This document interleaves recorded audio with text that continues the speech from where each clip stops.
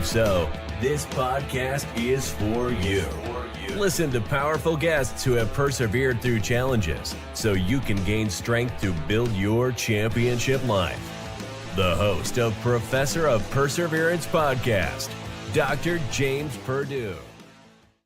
Hey, come on in. It's time for us to get some inspiration, motivation, some fire me up today to get through today, get through tomorrow, okay? And be sure to take these little gold nuggets you're getting and pay it forward. Share it with someone else that could use some help. Don't hold it and take it with you to the grave. It's no good. All right, welcome to the show today. And we have Darren Richardson. He says a fireman, firefighter, okay, an amputee, showing what's possible when resiliency becomes your identity, proving that the hardest moments can become your greatest strength. Darren Richardson, welcome to the show, buddy. All right. Thank you for having me. I appreciate it. Oh, no, I'm glad you're here. I'm glad that you were able to work it out and be here. I'm just here to enjoy the day and get me. I tell people selfishly, I get to get inspired first because I'm talking to you, and everybody else can just hang on and ride with us. Love it. I love it. All right. So a fireman, firefighter, and amputee. Okay. So go ahead and put us in the middle of your story where you think's best for us. Yeah. So I'll kind of start in childhood. One, I kind of grew up in a dysfunctional home. I like to kind of set the stage there. You know, a lot of people can say that, right? Right. Even the people with the good lives can say growing up wasn't so. It's never today. Perfect, right? Yeah. So my father was an alcoholic, still is. He kind of left us, in and out of our lives, but never really had much wherewithal, interaction with us in our lives. So I'm the oldest of three boys, and a single mom, just a school teacher, kind of raising us. And when I was 13 years old, being a kind of rambunctious kid, I was hiking with a friend, and I had a boulder the size of a car fall on me, and it crushed my foot. And that was kind of that first step into, oh no, what's my life going to look like now, right? So to kind of go more into that story, we were hiking around a lake, and we decided to go up this hillside and climb some rocks, which turned out to be a bad idea. And boulder the size of a car came falling down. I was standing right underneath it. It broke loose and fell. Luckily, it only got my foot and continued down the hillside, so I wasn't trapped under it. Like Aaron Rosen, right? Not exactly. No. Yeah. I didn't spend a week trapped. I've been trying to get Aaron on my show, buddy. If you ever listen, I want you on the show here. Not to say, Darren, your story's not, but I've been trying to get him on here. Right. So, he has an incredible story, right? Wait, again, yours is, so his big boulder ran your foot over. Yes. And so again, luckily I was with a friend. He ran to get help, which was about a half a mile down to the lake where a couple families were picnicking. His family was one of them. This was back in the early 90s. There was no cell phones at that time. So they actually had to get in a car, drive to another lake where there was a marina where they could use a payphone. So this process took 30 or 40 minutes before they could even call 911. At that time, I was up on this hillside. I sat down, I kind of took my shoe off and saw the aftermath. It smashed my foot. So it actually split the foot in half and severed all of my toes. So I sat and I would imagine just the bones itself are just crushed and absolutely. Yeah, I broke every single bone in multiple spots. So I kind of went into shock. I didn't really know what to do. I sat down and I actually started taking my shirt off to tie around my leg to stop the bleeding. Luckily, again, when my friend was running down and got onto the trail, he ran across a couple who offered some help. So the husband climbed up this hillside and kind of sat with me. He luckily was a dentist. And so he had some medical knowledge, took his belt off, tied it around my leg. And I'm convinced that's what saved my leg. Mm-hmm. So again, the rescue effort started. It was a volunteer fire department in this small little town, and the ambulance company. And then they also had to call out search and rescue to get me out of the area because it was a small mountain town. From there, it was a 4-hour rescue before I was able to get to the hospital, Oh, wow. to where they could even evaluate me. All There right. was So no- how much pain going on here, or is it like Right. your body takes over and dulls the sensation, so it's not as bad as it could be? Right. That was honestly the truth. Is it hurt immediately, but then your body takes over. I don't remember, a whole lot of pain overall. Again, the paramedics got to me, fairly quickly, I would say, and was able to give me some pain medicine. So I know that helped. But that 4-hour stint before I even hit the hospital, I don't remember tons of pain, but my body was in shock. So again, this spurt of luck that I really like to look at it as, there was no, it was a tiny hospital. So luckily, a orthopedic surgeon happened to fly in that day to do another case. And so they kicked that patient out. I went in. He was a trauma surgeon, actually from San Diego, and did orthopedic surgery. So I got lucky that was the right doctor I needed. So he kind of went in. My family was there at the time, and he basically told my family, plan on your child losing his lower leg today. And as they wheeled me off into surgery. While doing surgery, he actually decided to pin everything back together and see what happens. He basically said, I don't really want to take this kid's leg if I absolutely don't have to. So they pinned it back together just to see what would happen. And after about 2 weeks or so of that hospital stay, I started to develop an infection. Some of the toes started dying, and they said, oh, this is time. We actually have to go amputate really a small portion, a couple of toes off of my foot. So, right before that, it was going to be lower leg. So very fortunate, really. They had to do tons of skin grafting and reconstructive surgery, but I had my foot. So from there, a lot of recovery, learning how to walk again, learning how to be technically an amputee, right? I didn't believe it at that time. I didn't want to identify that as, because that put a limit on me, right? And at 13 years old, I didn't understand truly what was happening, right? But I think it served me in a weird sort of way to where, my identity was now tied to being a kid, where I wanted to be normal, right? And now I was technically not normal. A lot of child amputees, a lot of disabled children, that's their dream, is to be just average, right? Or normal. And so I kind of adopted that as well. I'm not going to take, have limits put on me, so to speak, right? Not going to take the label. Exactly. And I do feel like it served me at that time. Even the doctors told me, you will walk with a limp the rest of your life. You're going to have numerous surgeries. Eventually we'll have to remove your remaining toes. You'll never rock climb again. And there's a chance you'll never ski again. And I was an avid rock climber at that time. And I was a ski racer. So, I heard you'll never do this again. That's right. So I challenged it. And that's where I said that served me to not kind of identify as limited. And I worked with a great physical therapist who helped me through this. And I actually went rock climbing 3 months after this injury. Oh, wow. So, I said, why can't I climb with my heel?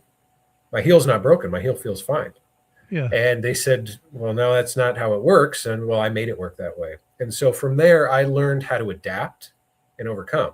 And that served me the rest of my life. I kind of fast forward, when I was told something I couldn't do, I took it as a challenge. Right. So later on, I went off to college.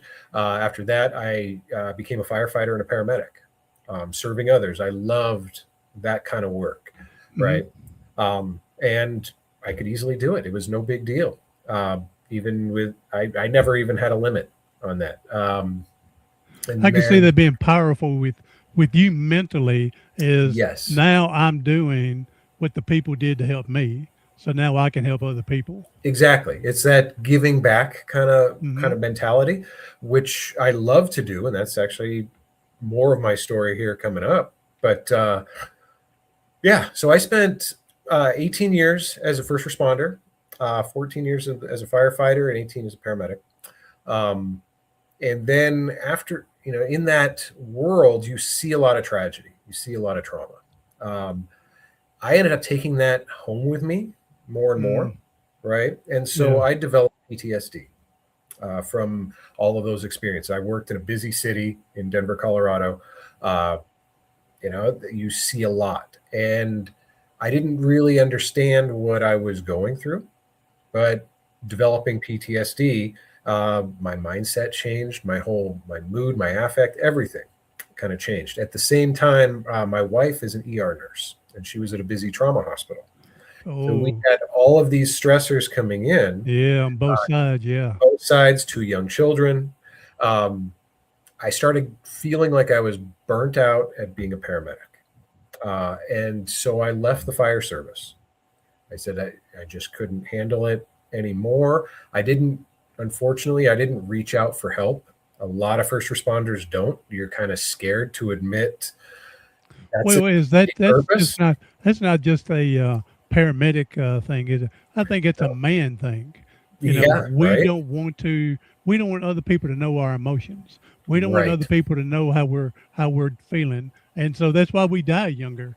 Because Yeah, we don't know how to get rid of those stressors we by hold all opening that up in. to people. Exactly. I taught school for a while, and I remember jokingly with the kids, and I'm in a wheelchair and everything like that, Mhm, and I was trying to explain to them about you know women on the average live longer than men, mhm. and it said one of the reasons is they cry all the time.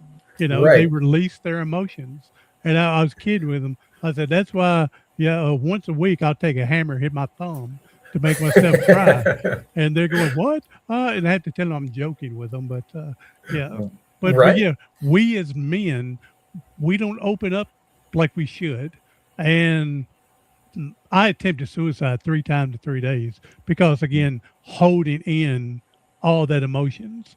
And of course, when you survive, you got to see a psychiatrist, psychologist for a while. And so, opening up, learning how to open up, to me, that is more powerful.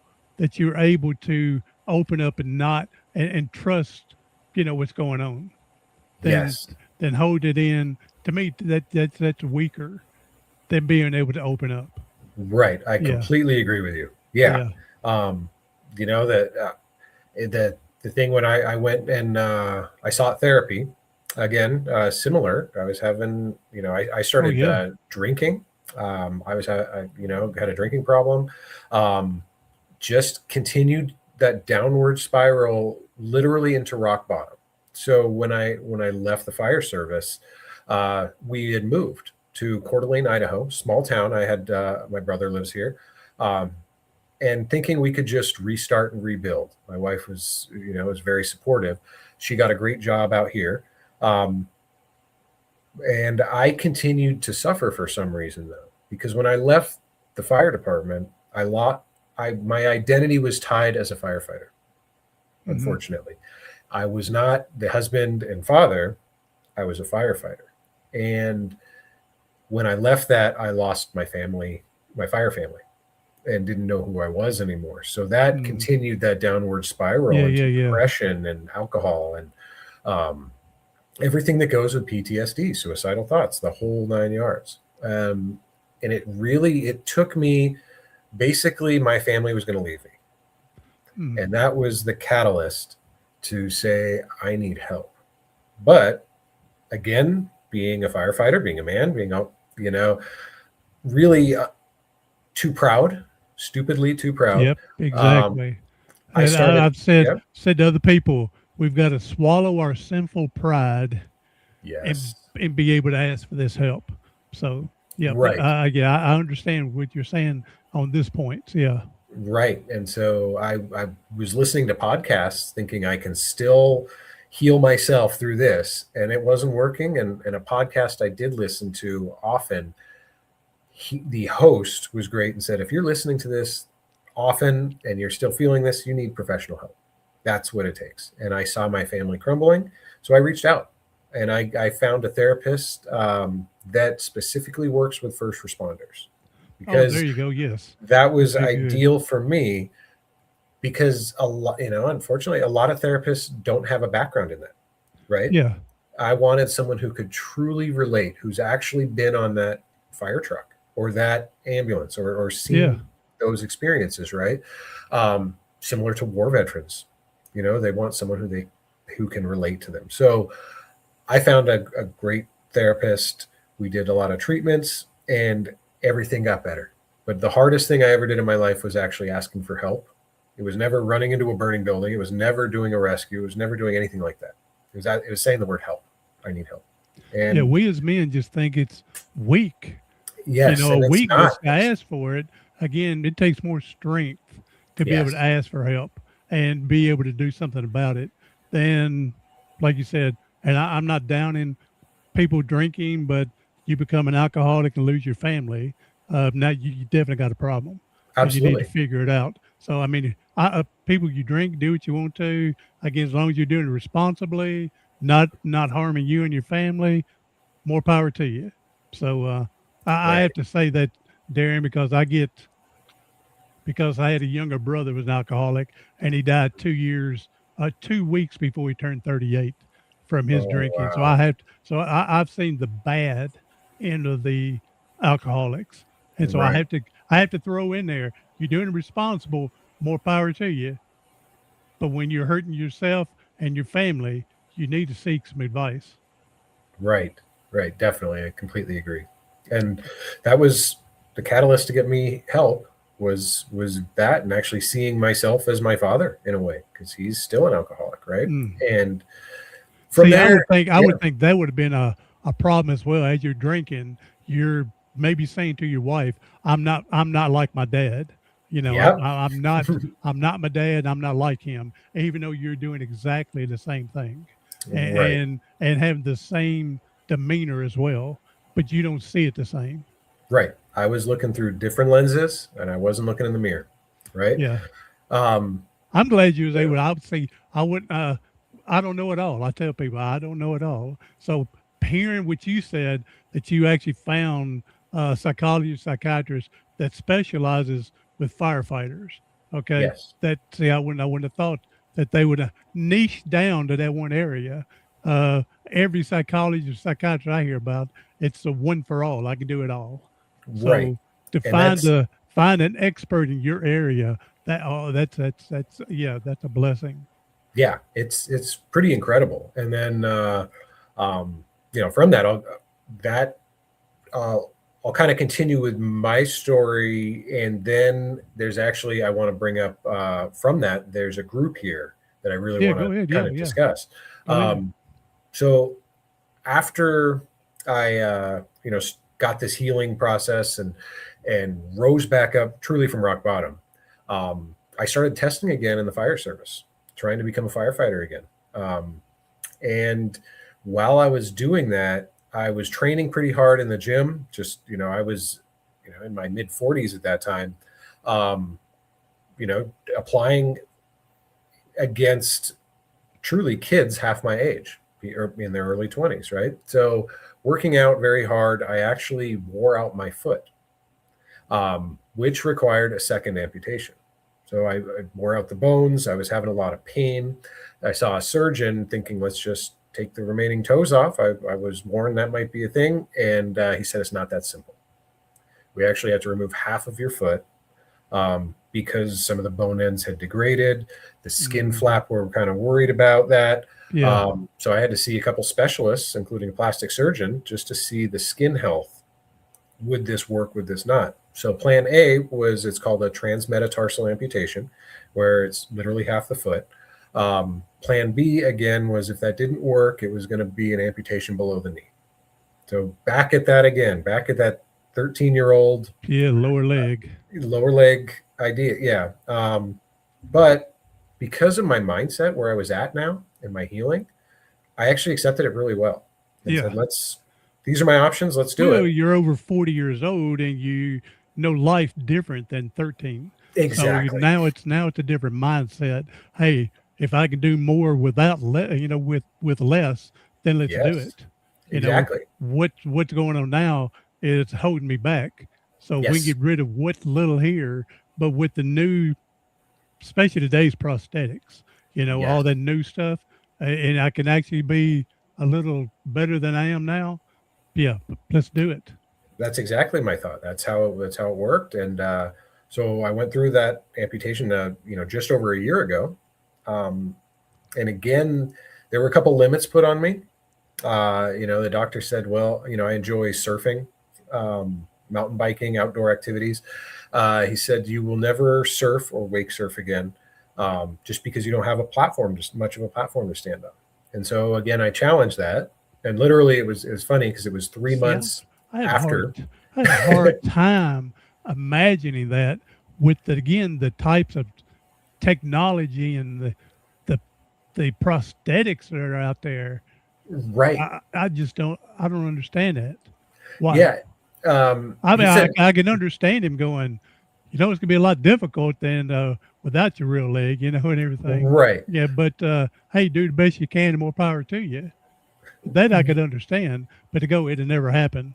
Right. And with the type of amputation, again, I'm not now downplaying my surgeon. He was incredible, and gave, full support. Yeah. But initially he thought, well, you still have half a foot. You may not need a prosthetic. I saw a prosthetic specialist, my prosthetist, who built me. It's a hybrid prosthetic is what it's kind of termed, which is really cool because my foot slips into it and it adds a bigger lever, basically, the size of a foot, but it's not waterproof. It's not made to be in water. And there's a big difference. There's very few prosthetics that are actually waterproof. So with that, I went surfing just on my foot. Again, ironically, 3 months after this amputation, on Father's Day with my kids. And it was not a big deal. The balance obviously was a little different, but what that did is it proved not only to me, to my two kids, that anything is possible. And then I let the doc know shortly after, hey, this is what I'm doing, and he loved it. Full support, 100%. Check these pictures out. Yeah. And so that reiterated that there's no limits.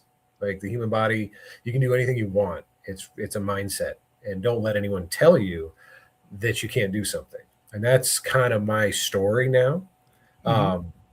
That's what I tell people. That's what I truly believe that. I actually, because of that, I am now a coach for mindset, resilience, and mental performance. Working with anybody who wants to overcome a challenge. But very specifically, I emphasize this with, with a population for first responders, veterans, and amputees, because I really believe that's who I love to work with out there, because I've walked in those shoes. Oh yeah. Right. Those first responders struggling with PTSD. I've been there. I've been that one. Amputees who are trying to overcome a challenge. I'm doing that. So you really walk with this person through the fire. And that's what I even named my coaching business Ashes to Ascent Coaching, to rise out of those ashes, basically encourage people, support people to get up. Oh, awesome. Yeah. So I do that, motivational speaking as well. And I love that. Just helping people rise is now my passion. It is more than firefighting could be. And that was my world and I loved it. But I feel like I can help those first responders, those veterans, those amputees, or anyone needing that encouragement to rise up better, because there's not enough support, especially for first responders and veterans. Now, to go back to our earlier conversation, finding that, that therapist that has experience or specializes in, let's say, first responders. Mm-hmm. The therapist I saw actually started a group here in Coeur d'Alene, Idaho, and they actually are covering the 5 northernmost counties here now, to where any first responder, there's no cost to any of them. They get the first appointment in if needed.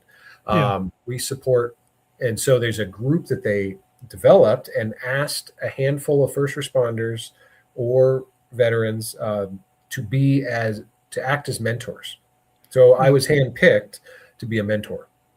So if someone's struggling, they can reach out to any of us, and really it's that friend to go get a cup of coffee. Now, we're not therapists, we're not licensed to do any of that, but we can be a friend and an example, and then the therapist can kind of intervene. Well, you're sharing your expertise with it. Absolutely. But your experience, you've been there in the battle with them, fighting in fires and helping out the unfortunates, and how to teach them. You need to. So I tell people, you don't have to exactly go to a therapist. You don't have, but what you need to do is find a spouse, a best friend, your church, your minister, preacher, a coach like you, somebody that you can open up to, that is not going to stab you in the back. They're not going to use your time of weakness and come back and go, you remember you told me, and again, it may be your wife or husband, but somebody that you can open up. Now, if that has to be a therapist, then let it be the therapist. But I'm saying there's much other different platforms out there you don't have, because one thing that I grew up with, I don't know about you, if you were seeing a therapist, you would thought it's crazy growing up. And that's why I never went to one. And then that's why, again, 3 times in 3 days, I tried to end my life. Okay. And so that's what I'm saying. I've learned we work out our body to build strength. We need to work out our mind to build the strength, to get the negative out and more positive in. So it's all the same thing. We need to work out the whole body, including the mind. Oh, I completely agree. 100%. The mind is part of the body. The mind is a muscle. And you hit the nail on the head there. We work out our body all the time, and we neglect our mind and our mindset. The most important part. The most important part, exactly. And yeah. if we can do like that as a group together, that's true healing. And admitting when you need help is the very first step. And find someone who will walk through that with you. That's exactly. That is someone the golden you can trust, ticket. That they're not going to use anything and use it against you later. So someone you can trust. So, all right, Ben, I wanted to go back, step back a minute. When you mentioned about you into your motivational speaking, I found out that going out and speaking and talking to other people is also my form of therapy. Here I am opening it up to 200 different individuals that have different perspectives that they can share with me if they would like to help me be better. Right. I completely agree that it is a form of therapy. It honestly, I feel like it helps me just as much or more than it helps them. And it does. Yeah. My whole goal is truly in a group, in a big room, if I can help one person or at least reach one person, that is so fulfilling. That is worth the talk, the drive, the whatever it is. That is so worth it. Truly, it's a gift, and that's where I want to kind of come back to is go ahead. Using, I use the word gift, and I see in different light now that I've healed, but that rock that crushed me was a gift. My father's alcoholism was a gift to me, right? Because it made me grow up and become resilient. That rock was a gift. The amputations, a gift. The PTSD, a gift, because that's made me who I am. And now I can take all of that and I can gift it out to somebody else. And that is true healing in my eyes. Yeah. Sad thing is, sometimes it takes a tragedy for us to realize how strong we are and how Yes. much we can give to other people. And sometimes it takes a tragedy because if not, we sit back and go through the motion and hey, everything's cool. And Right. but Yeah. uh, but when we're hit with something, I don't know if you know, but I'm in a wheelchair. I got my neck broke Yes. playing Yes. I know football, your and story. Yeah. yeah. Uh, I don't know if I say gift, but I do tell people it was probably one of the best things happened to me for me to be able where I'm at, Right. for that. So Yes. yeah, Being able to kind of turn around and not go stay at rock bottom or stay at that low spot, yeah. but to do something that's healing and really something that you love now. Right. hmm Yeah, I tell people it's not anything wish in my worst enemy, but Right. I'm kind of glad I've gone through it because I know where I'm at in life. Yes. If it wasn't for this, who knows? I may be laying underneath the river bridge, wondering where my next meal is coming from. Exactly. We don't know that, but I do know where I'm at in life. And like I said, I wouldn't wish it on anybody else, but I'm glad that I have gone through it. Right. And you're stronger from it. Yep, Exactly. exactly. And again, it's led to eventually took how many years for podcasts to come out, but it led for me to get this show going. Right. So, Right. And you're doing great work. And well, I that's, appreciate yeah. that and thank you. So, Darren, man, this has been a pleasure. What else you got to share with us? Yeah. So really, I just kind of wanted again to reiterate that if anybody is kind of struggling or looking for either coaching or motivational speaking, my company is called Ashes to Ascent Coaching. You can find me on, I have a website, ashes2ascent.com. I'm on Facebook, Instagram, and LinkedIn, or email me, Darren at ashes2ascent.com. Even if it's just an email to talk, I'd be happy to help. Anyone looking for really overcoming your challenges again, and any first responders, veterans, and amputees out there that want someone who's truly walked through that fire, I would love to help out. I tell you, share one of my emails I got one time. Went to go speak at this place. It was at a library. Friend had set it up, and we didn't have maybe 75 people there. And one woman afterwards comes up to me and she goes, I don't know why I was sent here, said, but I didn't have anything else to do. And yep, I was sent here. And then she says, but I figured out when you spoke, talking about me. She didn't give me any details or anything. I just said, hey, thank you. And I ended up signing the book and giving it to her, just So, to give it to her. I got an email back from the organization, the woman that organized this, and said to me, the woman that came was given 6 months to live, and she wasn't handling it good. And she heard my story, and she's put in there that she feels that now she'll be able to handle this better and easier as it's going on. I mean, when you wow. get emails like that, wow. Yeah. To know that Worth you it. did help someone. Right. So, and the sad thing, Darren, you're going to find Yeah. out. I don't know how long you've been doing this, but you're going to find out that people are not going to tell you. You just have to trust that Yeah. your story is planting some seeds, watering some, and that's making a difference. You just have to trust the process. But when you Right. hear about it, man, it's powerful. Makes it all worth it. Yeah. Yeah, It's like you truly said, incredible we go feeling. after that one person. Right. And I definitely hit that one person that day. That's Wow. awesome. That was Wow. amazing to find that out. So, Yeah. Yeah.